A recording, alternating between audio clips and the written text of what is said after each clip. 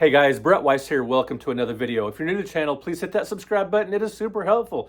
So I did a couple of videos recently on retro gaming stores, practices by these stores, policies, things that they get wrong, things that annoy me about them. So I thought I would flip it and do 5 things I like about certain retro gaming stores, 5 policies, 5 practices that they get right. Because I didn't want to just be all negative, because I love retro gaming stores, and you guys that own and manage and run retro gaming stores, you've got a huge challenge. Not only do you have competition from Amazon and eBay, just retail in general is a struggle, and especially in an age when physical media is sort of being supplanted by digital.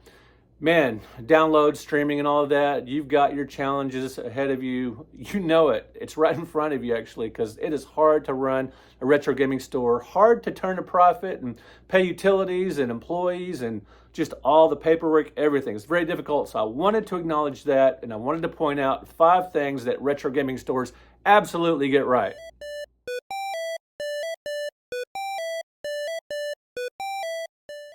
All right, number 5. I love when I go into a retro gaming store and they have actual video game music playing over the speakers.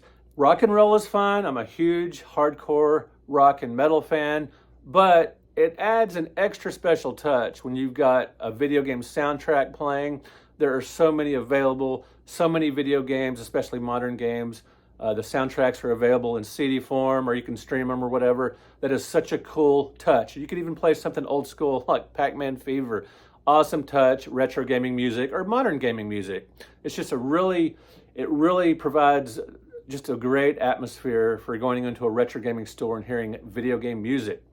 Number 4, a lot of retro gaming stores diversify their product because maybe just retro video games alone aren't enough to keep the business afloat, because it's hard to get enough stock.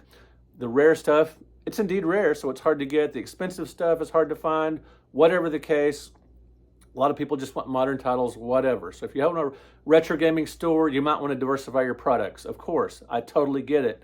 But I actually prefer when the diversified products are actually related to video games, like plushies or even glassware or whatever it is. Anything, keychains, I like when it's video game related. Now, to keep your retro gaming store afloat, to keep it profitable, if you need to add comic books and superhero toys or, things that are only marginally related to video games, or at least they're pop culture or geek culture or whatever, you do you. That's perfectly fine. This isn't to insult anyone. It's just to say that just for my personal taste, now I'm a big time superhero fan, a big time movie fan and all that stuff. I love geek culture.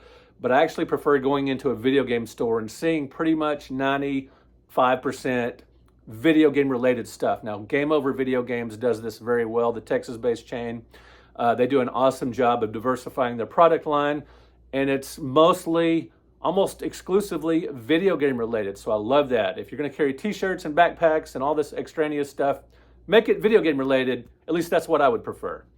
Number 3, now, I don't see this too often, but I have seen it here and there.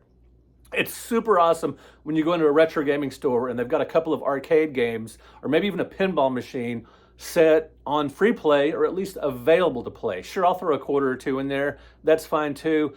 But it just, again, it adds a great atmosphere to a retro gaming store to have arcades in there. And you might not have room, you might not have the extra money for the expense. These things aren't cheap. I totally get it. They break. If you don't want to have this in your retro gaming store, if you don't have it, I totally understand. I'm just saying it's awesome. It adds a nice touch, and it gives you something to do while you're in there in addition to shopping. You can play a few games, kind of get in the spirit of gaming, and just have some fun. And it's kind of a draw to your store. I think it helps get the word out. Say, hey, they've got Miss Pac-Man in store X over here. It's awesome. They've got Mortal Kombat. Do you want to go play? So you go to the retro gaming store. I totally get that. I love that. It's awesome. But I also get it if that's not something you can afford or have room for. Number 2 is sort of related to 3, but it's even more pertinent.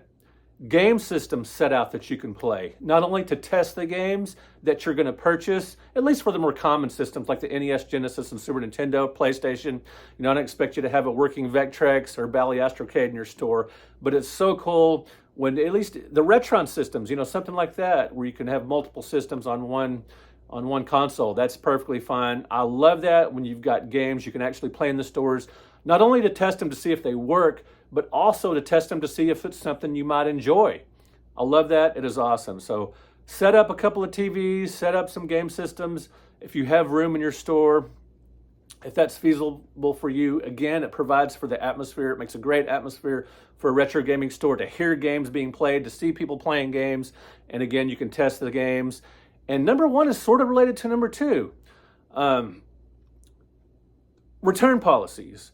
So if you can test a game in a store, that's one thing. But if you can't and you get a game home and it doesn't work, that's fine. Most stores are, you take your game back. Hey, it doesn't work. I get it.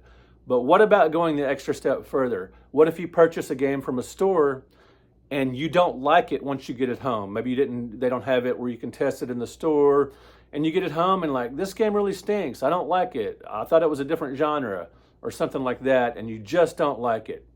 It's pretty cool when a store can implement a policy where you can keep a game up to 3 days or 7 days or whatever, and you can return it for credit if you don't like it. Now, I totally get that you wouldn't want to give them cash back for their game because you don't want to lose money, but if you just maybe trade the game for something they might like more, I totally get it. Now, if someone starts abusing this system and acts like it's a rental library where you just, hey, I don't like this, oh, I don't like this, I don't like this, and you just keep playing games, and you might have one or two people try to take advantage of something like that, but in general, I think it's a great policy. If someone buys a game and they have buyer's remorse, especially if it's a little bit expensive, say, man, I just don't like this. I'm sorry I bought this. Can I trade it for something else that I might like better?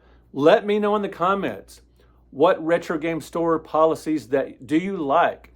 And not just the opposite of ones I mentioned in my negative videos, like game stores that actually price all their games. Sure, if you want to say that, that's fine. But I'm looking for more niche ideas, more something you might not, think outside of the box a little bit if you can.